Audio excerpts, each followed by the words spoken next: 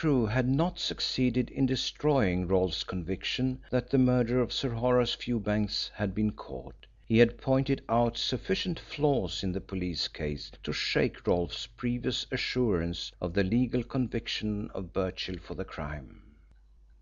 The way in which Crewe had pulled the police case to pieces had shown Rolfe that the conviction of Birchill was by no means a foregone conclusion, and had left him a prey to doubts and anxiety which Inspector Chippenfield's subsequent depreciation of the detective's views had not altogether removed. The little shop kept by the Hills was empty when Rolfe entered it, but Mrs. Hill appeared from the inner room in answer to his knock. The faded little woman did not recognize the police officer at first, but when he spoke she looked into his face with a start. She timidly said in reply to his inquiry for her husband that he had just stepped out down the street. "Then you had better send your little girl after him," said Rolfe, seating himself on the one rickety chair on the outside of the counter. "I want to see him." Mrs. Hill seemed at a loss to reply for a moment. Then she answered, nervously plucking at her apron the while.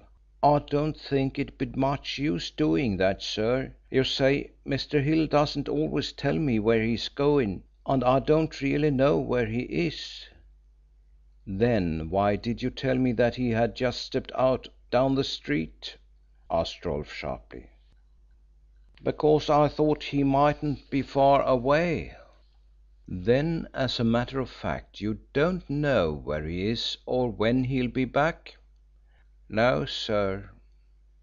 Her prompt and uncompromising reply indicated that she did not want him to wait for her husband. "I think I'll wait," said Rolfe, looking at her steadily. "Yes, sir." Daphne appeared at the door of the parlour which led into the shop, and her mother waved her back angrily. "Go to bed this instant, miss. It's long past your bedtime," she said. It was obvious that Mrs. Hill retained a vivid recollection of how disastrous had been Daphne's appearance during Inspector Chippenfield's first visit to the shop. "Perhaps your little girl knows where her father is," said Rolfe maliciously. "No, she doesn't," replied Mrs. Hill with some spirit. "You can ask her if you like." Rolfe was suddenly struck with an idea, and he decided to test it. "I won't wait. I've changed my mind. But if your husband comes in, tell him not to go to bed until I've seen him. I'll be back." "Yes, sir," she replied. "Do you think he was going to Riversbrook?"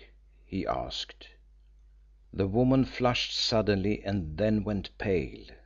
She knew as well as Rolfe that her husband was strictly forbidden, pending the trial, to go near the place of his former employment, and that the police had relieved him of his keys and taken possession of the Silent House and locked everything up.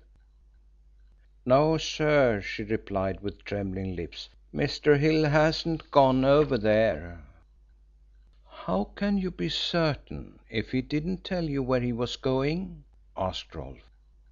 "Because it's the last place in the world he'd think of going to," gasped Mrs. Hill. "Such a thought would never enter his head. I do assure you, sir, Mr. Hill would never dream of going over there, sir. You can take my word for it." Rolfe walked thoughtfully up High Street. Was it possible that Hill had gone to his late master's residence in defiance of the orders of the police? If so, only some very powerful motive, and probably one which affected the crime, could have induced him to risk his liberty by making such a visit after he had been commanded to keep away from the place. And how would he get into the house? Rolfe had himself locked up the house and had locked the gates, and the bunch of keys was at that moment hanging up in Inspector Chippenfield's room in Scotland Yard. But even as he asked that question, Rolfe found himself smiling at himself, for his simplicity. Nothing could be easier for a man like Hill, an ex-criminal, to have obtained a duplicate key before handing over possession of the keys. Rolfe had noticed with surprise, when he was locking up the house, that the French windows of the morning room were locked from the outside by a small key as well as being bolted from the inside. Hill had explained that the late Sir Horace Fewbanks had generally used this French window for gaining access to his room after a nocturnal excursion. Rolfe looked at his watch. It was 9 o'clock. He decided to go to Hampstead and put his suspicion to the test. It was quite possible he was mistaken, but if on the other hand Hill was paying a nocturnal visit to Riversbrook and he had the luck to capture him, he might extract from him some valuable evidence for the forthcoming trial that Hill had kept back. And Rolfe was above all things interested at that moment in making the case for the prosecution as strong as possible. Rolfe walked to the Camden Town Underground station, bought a ticket for Hampstead, and took his seat in the tube in that state of exhilarated excitement which comes to the detective when he feels that he is on the road to a disclosure. The speed of the train seemed all too slow for the police officer, and he looked at his watch at least a dozen times during the short journey from Camden Town to Hampstead. When Rolfe arrived at Hampstead, he set out at a rapid walk for Riversbrook. It was quite dark when he reached Tanton Gardens. He turned into the rustling avenue of chestnut trees and strode swiftly down till he reached the deserted house of the murdered man. The gate was locked as he had left it, but Rolfe climbed over it.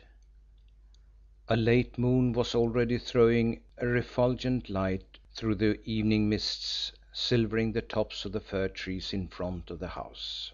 Rolfe walked through the plantation, his footsteps falling noiselessly on the pine needles which strewed the path. He quickly reached the other side of the little wood, and the Italian garden lay before him, stretching in a silver glory to the dark old house beyond. Rolfe stood still at the edge of the wood and glanced across the moonlit garden to the house. It seemed dark, deserted, and desolate. There was no sign of a light in any of the windows facing the plantation. The moon, rising above the fringe of trees in the woodland which skirted the meadows of the east side of the house, cast a sudden ray athwart the upper portion of the house. But the windows of the retreating first story still remained in shadow. Rolfe scrutinized these windows closely. There were 3 of them. He knew that 2 of them opened out from the bedroom the dead man used to occupy, and a third one belonged to the library adjoining, the room where the murder had been committed. The moonlight, gradually stealing over the house, revealed the windows of the bedroom closed and the blinds down. But the library was still in shadow, for a large chestnut tree which grew in front of the house was directly in the line of Rolfe's vision. Rolfe remained watching the house for some time, but no sign or sound of life could he detect in its silent desolation. "I must have been mistaken," he muttered, with a final glance at the windows of the first story. "There's nobody in the house." He turned to go, and had taken a few steps through the pine wood when suddenly he started and stood still. His quick ear had caught a faint sound, a kind of rattle, coming from the direction of the house. What was that noise which sounded so strangely familiar to his ears? He had it. It was the fall of a Venetian blind. Instantaneously there came to Rolfe the remembrance that Inspector Chippenfield had ordered the library blind to be left up, so that when the sun was high in the heavens, its rays striking in through the window over the top of the chestnut tree might dry up the stain of blood on the floor, which washing had failed to efface. Somebody was in the library.